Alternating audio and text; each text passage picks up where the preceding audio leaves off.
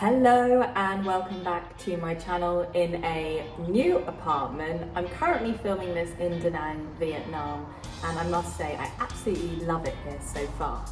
So in this video, I want to talk about the practical questions I often get asked as a digital nomad.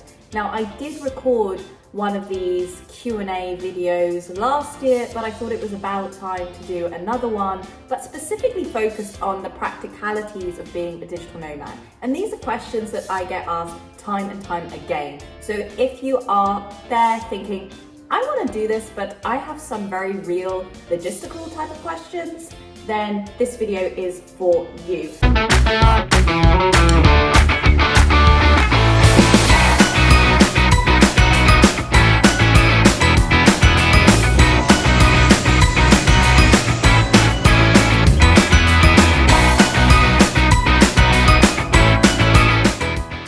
A little bit about me, my name is Nomad, and almost 2 years ago, I decided to leave my corporate job in London, where I was living and working, in order to do two things.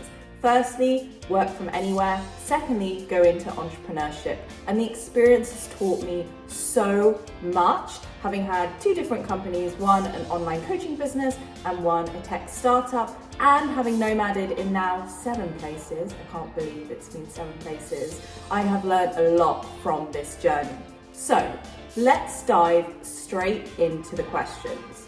So the first question that I get asked a lot is, firstly, Naluka, how do I find the best city or country to digital nomad in? So there is a lot of information out there, and knowing where to go can be really difficult. But I would say broadly you should be looking at these 3 factors. Firstly, Wi-Fi. Sounds obvious, but sometimes you can end up in beautiful places where the work setup and the Wi-Fi and the connectivity isn't great. Luckily, that hasn't happened to me, but I was in an island once, and although the Wi-Fi was fine, it really wasn't strong, it wasn't great for calls, and it taught me that you need to check the Wi-Fi up front. So that's the first thing. Second thing is co-working spaces or suitable cafes to work in. Remember, this is digital nomading, not just nomading. So you want to find places where you're going to be able to work. Of course, you might be someone who loves to work at home all the time, but anything like me, that gets boring pretty quickly. So find places that have a good setup in terms of cafes or co-working spaces with aircon. Third thing to look for is there a community there? This is huge, and it is often what has made or broken my stay in places. Having a digital nomad or an expat or a remote worker community around you can be such an amazing feeling and can really improve your stay somewhere. So I would also be looking for that.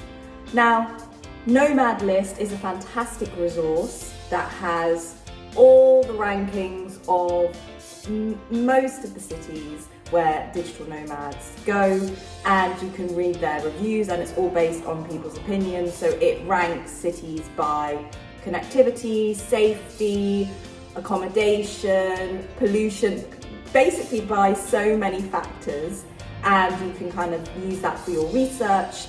I would also be looking at places which are quite popular for digital nomads if you are doing this for the first time. So if you are doing this for the first time, I would recommend places like Lisbon, Bali, Chiang Mai, Da Nang, where I am now, where it is basically really set up for digital nomads. I wouldn't recommend going for places that are a little bit out there if this is your first time. So I hope that's helpful.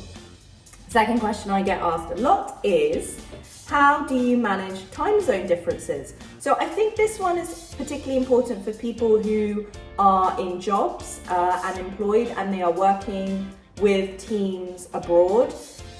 So often I think what is key is to talk to your manager about your setup and try and have a crossover period in the day where you can sync calls, etc. And just be very flexible around your schedule, but also make sure you have those boundaries in place. I wouldn't recommend doing huge time differences in places where you know it's going to be difficult, where you know you're going to be having to work till 2 or 3 a.m. Personally, I don't recommend that.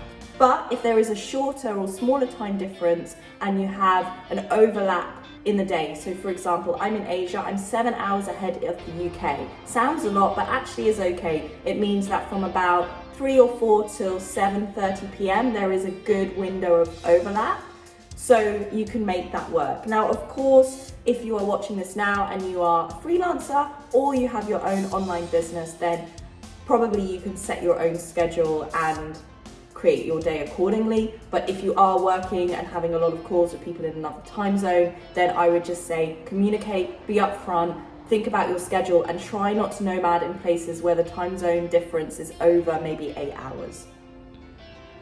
Okay, next question is, how do I sort out my tax situation? Okay, I get asked this question so much and it's complex, and I think the reason that it's complex is there's no one rule book out there, right? You can't just go on the internet and follow these steps because everyone has a different situation, everyone has different circumstances, and everyone probably watching this channel now are from different countries and have different digital nomad plans. Broadly, there are 3 factors to consider. The first is your residency, which is basically where you live or where you spend a good amount of physical presence or some degree of physical presence. The second is your citizenship, and that's often permanent and that gives you rights for the country you're in. And the third is your tax residency. So that's kind of where you pay your taxes. So you have those 3 areas to take into account: your residency, your citizenship, and your tax residency. Now, the 3 are often intertwined, but are also separate. Now, everyone's situation will be different, and I am not a tax advisor, so I'm not going to advise what you should do in this video. What I can say though is if you are looking for help in terms of digital nomad tax, I work very closely with an international tax advisor who offers his services specifically for digital nomads. So if you are interested in having a consultation with him, we are both running a consultation together on digital nomad lifestyle, which I run, and digital nomad tax, which he runs. So if you want to have a very bespoke session tailored to you, get in touch on LinkedIn, Niluka Kavanagh, and can set that up. By the way, if you're enjoying this video, please do like and subscribe. I know I always ask, but a lot of work goes into these videos and it just means that I can reach more people like you and hopefully help more people like you. Okay, so next question. How do I make friends? Niluka, I land in a new city or a new place and I don't really know anyone. How do I make friends? So this one is key, and I am going to be totally honest and say there have absolutely been times when I have felt really lonely on my journey. Now, the first thing I can say is making friends is slightly linked to where you go. So if you are going somewhere like a Bali or like a Da Nang or like a Lisbon, it's going to be much easier than if you go somewhere in Italy or Greece or somewhere that is less common and popular for digital nomads. That's the first thing. So think about where you're going and whether there is already a community, which I mentioned at the start of this video. Then you can use a lot of resources. So there are meetup app groups. So if you go on the meetup app, you can search digital nomads in Da Nang or digital nomads in Lisbon, and typically there will be groups on there arranging meetups. There are also WhatsApp groups, there are also Facebook groups. You just need to do your research and also be very proactive in how you go about it. So it's not just going to happen when you go to a new city and friends are going to come to you. You have to be proactive, you have to put yourself out there. And I think in many ways, probably you have to be quite confident as a digital nomad because you are meeting new people a lot and you do need to put yourself out there. But I can totally say that one of the best parts of this experience is the fact that I meet so many incredible, inspiring, interesting people across the whole world. And that has, I want to say it's changed my life. I know that sounds so dramatic, but it really has. Like, meeting people from all backgrounds and all cultures and just doing some really interesting things is an amazing experience. So next one here is, how can I find a good place to stay in the city that I go to? So I would say with this one, try your best to find the accommodation up front. It is the best thing you can do.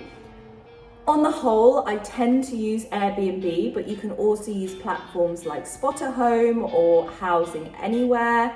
Just try to do your research up front and also use the groups I mentioned to ask other digital nomads where is best to stay. So I learned this mistake in Lisbon, where I ended up staying a little bit out of Lisbon. So I stayed maybe 30 minutes by train, just outside the centre of Lisbon. And before I went, I thought, well, that's not a big deal.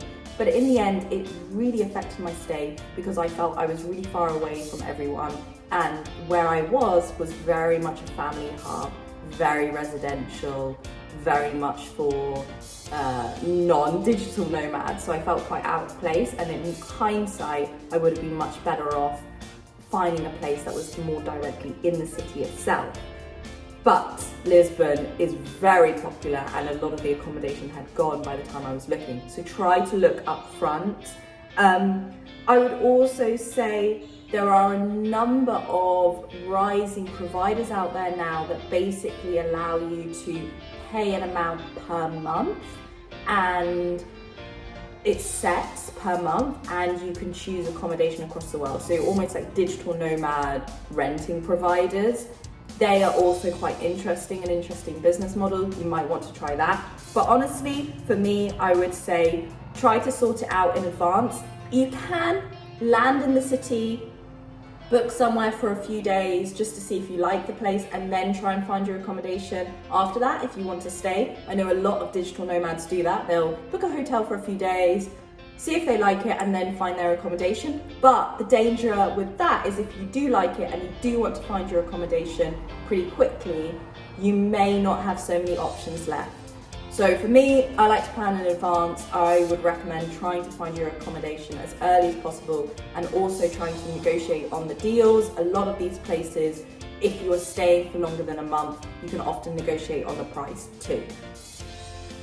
Okay, the next question I have is, what's the best way to pay in another country? So I think this question is basically referring to the fact that you go to another country and you're paying with another currency. And I would say similar to going on holiday, you need to check beforehand the currency. At the airport, try and get cash out in the local currency because some places are quite funny with card. If possible, try to use a card. If you do use card, try to use a card like Monzo, where the fees when you are abroad are next to nothing. But also be aware that when you go to an ATM in a country abroad, you are probably going to get charged. So when I was in Thailand, I was getting charged £5 every time I made a cash withdrawal. So it's probably worth taking out a bigger amount of cash early on so that you don't have to keep paying that extra fee. You also could think about getting a bank account or setting up some form of account in the country you're nomading in, but I would only really recommend that if you're planning to stay for a longer time. If you're really thinking, okay, I actually want to make this a bit of a hub and stay for maybe longer than 3 months, maybe 4, 5, 6 plus months, maybe it's a good idea to just set up a temporary bank account in the country you're in, but think about if it's worth the hassle and worth doing that for you. Okay, next very practical question I have, and the last one that we're going to cover today, is do I need a visa?